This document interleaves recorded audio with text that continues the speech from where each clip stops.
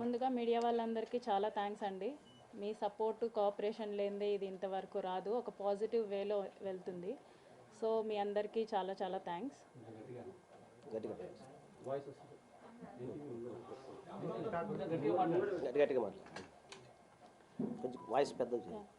Legal procedure వెళ్తుంది, we are going through that. నిన్ననే FIR file అవ్వడం జరిగింది. ఎఫ్ఐఆర్ కాపీ మేము తీసుకుంటున్నాం, ఆ ప్రొసీజర్లో ఉన్నామన్నమాట. సో ఎన్హెచ్ఆర్సీ వాళ్ళ నుంచి కూడా ఒక పాజిటివ్ రివ్యూ అయితే వచ్చింది, దాన్ని కూడా ఫాలో అప్ చేస్తున్నాం. ఉమెన్ కమిషన్కి కూడా విజయవాడకి వెళ్తున్నాం వితిన్ 2 daysలో. సో దీని మీద ఏమైనా క్వశ్చన్స్ ఉంటే యూ కెన్ ఆస్క్.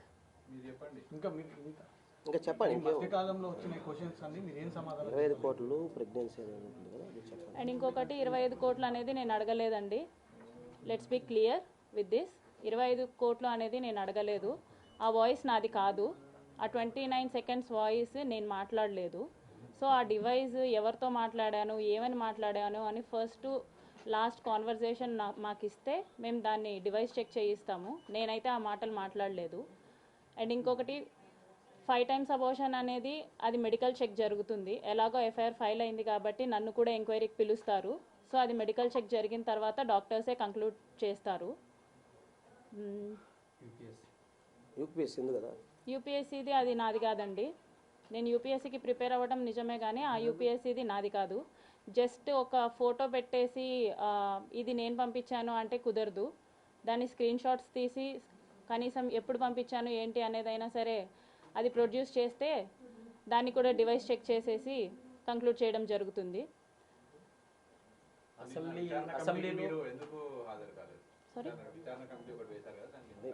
నాకు ఎటువంటి ఇన్ఫర్మేషన్ లేదండి. విచారణ కమిటీకి రమ్మని చెప్పి జనసేన పార్టీ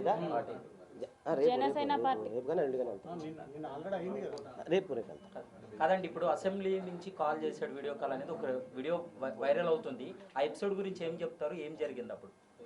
తను అసెంబ్లీకి వెళ్ళిన ప్రతిసారి నాకు వీడియో కాల్ చేసేవాడు. ఒక్క వీడియో కాదు రిలీజ్ అయింది, 3 videos రిలీజ్ అయ్యాయి. సో దాంట్లో మీకు అందరికీ ఒరిజినల్స్ ఉంటాయి కాబట్టి నా డ్రెస్సెస్ కూడా చేంజ్ ఉంటాయి దాంట్లో.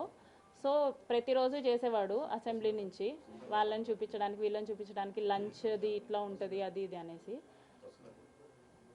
అదండి అసెంబ్లీ గురించి. మీరు అబార్షన్ సంజీవని హాస్పిటల్లో జరిగిందనే విషయం చెప్పారు. డాక్టర్లు మాత్రం ఇక్కడ అసలు ఎటువంటి అబార్షన్స్ అనేవి జరగలేదు అని వచ్చి జస్ట్ ఒక కిట్ తీసుకొని వెళ్ళారు, కానీ అది పూర్తిగా అవాస్తవం. నేను టాబ్లెట్స్ తీసుకోవడం జరిగింది. సంజీవని హాస్పిటల్ నుంచి నేను టాబ్లెట్స్ తీసుకోవడం జరిగింది విత్ డాక్టర్ కన్సల్టేషన్. డాక్టర్ని కన్సల్ట్ అయ్యి స్కాన్ తీసిన తర్వాతనే నేను టాబ్లెట్స్ తీసుకోవడం జరిగింది సంజీవని హాస్పిటల్ నుంచి. ఆ రిపోర్ట్స్ కూడా నేను సబ్మిట్ చేశాను. నాకు హాస్పిటల్లో అబార్షన్ జరగలేదు. It's a very early thing, early stage of pregnancy అనమాట. సో అబార్షన్ కాదు, aborted. I got aborted through tablets. ఇప్పుడు ఈ ఎమ్మెల్యేకు మీకున్న రిలేషన్లో మీరు ఎందుకు ఎమ్మెల్యే వీడియో రికార్డింగ్ చేసుకోవాల్సి వచ్చింది? మంచిగా రిలేషన్ ఉన్నప్పుడు. మంచిగా లేదండి రిలేషన్. అతను ఒకనొక టైంలో 1 year తర్వాత నాకు తెలిసిన విషయం ఏంటంటే అతను నాతో మాత్రమే కాదు ఇంకొక 6 మంది అమ్మాయిలతో మాట్లాడుతున్నాడు. ఆ 6 మంది అమ్మాయిల్ని కలవడం, కలిసే ప్రాసెస్లో అతను చాలా ప్లేసెస్కి వెళ్ళాడు. అవన్నీ నాకు తెలియడం జరిగింది. అప్పుడే చెప్పాను ఎమ్మెల్యే గారికి, ఇది ఇలాగే వదిలేద్దామండి, మీరు కామ్ అయిపోండి, నేను కామ్ అయిపోతాను, ఇట్స్ నైట్ మేర్ లాగా వదిలేద్దాం అనేసి నేను చెప్పాను. కానీ అతను ఒప్పుకోలేదు. అతని ఎఫర్ట్స్ అతను పెట్టడం జరిగింది. సో నా సేఫ్ సైడ్కి ఇఫ్ పెళ్ళి అన్నాడు, పెళ్ళి చేసుకుంటే వెల్ అండ్ గుడ్ అనుకున్నాను. సో నా సేఫ్ సైడ్కి నేను రేపు మోసం జరిగినా సరే ఏది జరిగినా సరే నాకు చెప్పుకోవడానికి ఉండాలి కాబట్టి నేను రికార్డ్ చేసుకున్నాను. ఈ పెళ్ళి అనే టాపిక్ శ్రీధర్ వాళ్ళ మమ్మీకి ముందే తెలుసా? తెలుసండి, అందరికీ తెలుసు. ముక్కా ఫ్యామిలీకి తెలుసు, అరవా ఫ్యామిలీకి తెలుసు. ఇప్పుడు దే ఆర్ నాట్ విల్లింగ్ అండి. కాదండి, ఇద్దరు పెళ్లి చేసుకోవాలనుకున్నప్పుడు మీ ఇద్దరి మధ్య ఎందుకు క్లాషెస్ వచ్చింది, ఎందుకు గొడవ తలెత్తింది, ఎందుకు విడిపోవాలనుకున్నాడు, దాని కారణాలు ఏమైనా? విడిపోయింది అతనండి, నాకు తెలియదు, ఇప్పటికీ రీజన్ తెలియదు నాకు. నేను అదే అడుగుతున్నాను. ఆల్ ఆఫ్ సడన్గా ఫోన్ స్విచ్ ఆఫ్ చేసేసి మాట్లాడకుండా మానేసింది అతను. దానికి రీజనే నేను అడుగుతున్నాను, అతనే చెప్పాలి. అంటే ఇప్పుడు మీరే చెప్పారు కదా మనం విడిపోదామని చెప్పి అన్నారు కదా, మరి అతనే విడిపోయా అంటే మీకు ప్లస్ పాయింటే కదా అయ్యింది.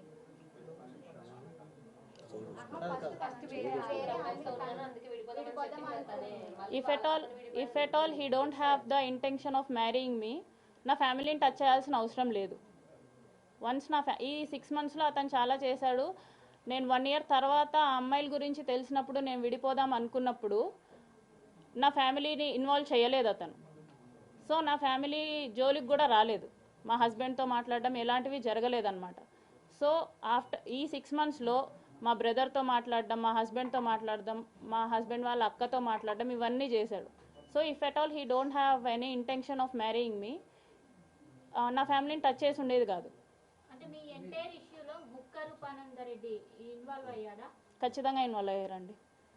ఆయన ఇన్వాల్వ్మెంట్ ఖచ్చితంగా ఉంది. ఆయన పాత్ర ఏంటండి? వాళ్ళు ఎప్పుడు కంట్రోల్ చేస్తూనే ఉండేవాళ్ళండి శ్రీధర్ని. శ్రీధర్ నాతో చాలాసార్లు చెప్పి, డమ్మీ క్యాండిడేట్ అండి, అది రైల్వే కోడూరులో ఉన్న ఎవరికైనా తెలుస్తుంది.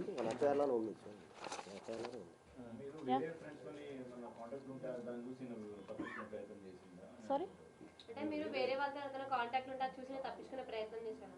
వేరే వాళ్ళతో కాంటాక్ట్ అంటే అంటే వేరే ఆయన వేరే వాళ్ళతో అన్నారు కదా, అట్లా మీరే అదే నేను ఎవరితో అదర్ కాంటాక్ట్ పర్సన్స్తో మీరు కాంటాక్ట్ ఉన్నారా లేరా? నో, నేను ఎవరితో కాంటాక్ట్లో లేను. అది నా ఫోన్ తీసుకున్నప్పుడు అందరికీ అర్థమవుతుంది. ఇప్పటివరకు రిలీజ్ అయిన వీడియోలో మీరు స్టార్టింగ్ నుంచి నన్ను బలవంతం చేశాడు, ఇబ్బంది పెట్టాడు, నన్ను ప్రతిసారి టార్చర్ చేసేవాడు. కానీ ఆ వీడియోలో ఎక్కడ కూడా మీరు భయపడ్డట్టు బెదిరించినట్టు లేదు. చాలా హ్యాపీగా సంతోషంగా ఒక లవ్ రిలేషన్ నడిచింది మీకు. నేను ఈ 1 yearలో జరిగింది నేను మీకు చూపించలేను, ఎందుకంటే నేను ఈ 1 year నేను అసలు రికార్డ్ అనేది చేయలేదు అతని గురించి ఎప్పుడైతే వేరే అమ్మాయిల విషయంలో బయటపడిందో అప్పటి నుంచే నేను రికార్డ్ చేసుకోవడం జరిగింది. అప్పటి నుంచే తను నా మీద ఎఫర్ట్స్ పెట్టడం జరిగింది. నేను విడిపోదాం అన్నా కూడా మీరు ఆ విషయం అతను కూడా తెలిసి అన్నారు కదా. ఏది మీరు రికార్డ్ చేసిన విషయం ఇంకొకటి విషయం క్లారిటీగా చెప్తున్నా. నేను స్క్రీన్ రికార్డ్ చేసిన ప్రతిసారి శ్రీధర్కి చెప్పే చేశాను, శ్రీధర్కి తెలిసే చేశాను. స్క్రీన్ షేర్లు కూడా ఉన్నాయి కదా. ఉన్నారని తెలిసి కూడా మీరు ఎందుకు అతనితో ఆ వీడియో కాల్స్ అవన్నీ మాట్లాడడం అవన్నీ ఎందుకు చేస్తున్నారు? వేరే వాళ్ళతో ఉన్నారని తెలిసి కూడా మరి ఇప్పుడు అసెంబ్లీ నుంచి వీడియో కాల్ చేసింది ఎవరండి? నేను కాదు. ఓకే, ఇప్పుడు ఒక వీడియోలో మరి తను కొంచెం న్యూడ్గా ఉండి అవి కూడా చూపిస్తున్నారు కదా, స్టిల్ మీరు ఆ వీడియో కాల్ ఎందుకు మాట్లాడారు? కట్ చేయొచ్చు కదా, రికార్డ్ చేస్తున్నది. అతను నేను కట్ చేస్తే నైట్ 11:30 ఆ టయానికి మా వాళ్ళకి చేస్తున్నాడండి. మీరు అక్కడ కూడా కాల్ కట్ చేసే ఆప్షన్ ఉంటుంది, స్టిల్ మీరు కాల్ కట్ చేయలేరు కదా అక్కడ. మీరు ఇది నన్ను అడగడం కంటే ఎందుకు చేసావని చెప్పి శ్రీధర్ని అడగడం బెటర్. త్రిసభ్య కమిటీ ముందు నిన్న త్రిసభ్య కమిటీ ముందు 7 గంటలు విచారణ ఎదుర్కొన్నాడు. ఆయన దగ్గర కూడా చాలా ఎవిడెన్స్ ఉన్నాయి, ప్రొడ్యూస్ చేశానని చెప్తున్నాడు. నెక్స్ట్ మీరు కూడా కమిటీ ముందుకు వెళ్ళి మీరు కూడా అంశాలన్నీ చెప్తారా ఏంటి? నెక్స్ట్ ఎట్లా ఉండబోతుంది? ఇప్పుడు అతని ఫోన్లో ఏమున్నాయో నా ఫోన్లో కూడా సేమ్ ఉంటాయి. అతను ఏం డిలీట్ చేసినా సరే నా ఫోన్లో ఉంటాయి, నేనేం డిలీట్ చేసినా సరే అతని ఫోన్లో ఉంటాయి. అంటే తను కూడా రికార్డ్ చేశారా మీకు చెప్పి? చాట్ స్క్రీన్ షేర్ ఉంది కదా, వీడియో స్క్రీన్ షేర్ చేశారు కదా అతను మీకు. అతను అడుగుతుంది అది కాదు సార్. స్క్రీన్ రికార్డింగ్ మీరు చేశారు, ఆయన కూడా చేశారు. ఆయన దగ్గర కూడా చాలా ఉన్నాయి. నేను ఇలా చేశాను అని చెప్పేసి నాకు పంపించడం జరిగింది. అంటే ఇద్దరు ప్రీ ప్లాన్ గానే ఉన్నారు. ఎవరికి ఏది మోసం జరిగినా అదే అడుగుతున్నాను. అది అతన్ని కూడా అడగచ్చు కదా.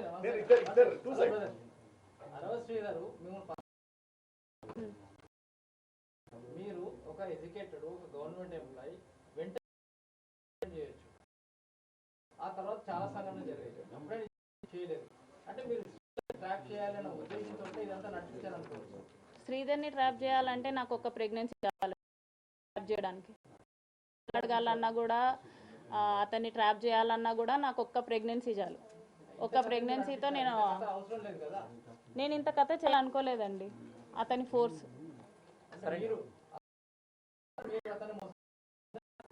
మోసం అని నేను ఎక్కడ చెప్పలేదు. మాట్లాడడం మానేసింది అతనండి. నేను మోసం చేయాలనుకుంటే నేను మాట్లాడడం మానేసేదాన్ని. ఏం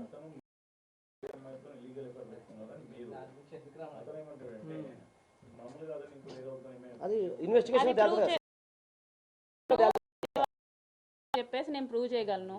నేను వేరే వాళ్ళతో ఉన్నానని చెప్పేసి అతను ప్రూవ్ చేయగలడా? I'm asking. ఇప్పుడు ఏదైనా ఇన్వెస్టిగేషన్లో ఉంది తేలుతుంది. That is it. సరే ఇప్పుడు మీరు ఏం డిమాండ్ చేస్తున్నారండి? ఎందుకంటే ఇప్పుడు మీరు ఎలాగో పెళ్లి చేసుకోరు, ఆయన ఎలాగో కేసులు ఎదుర్కొంటున్నాడు, త్రిసభ్య కమిటీ ముందుకెళ్ళాడు. నెక్స్ట్ స్టెప్ ఏంటి? మీరు ఏం చేయబోతున్నారు?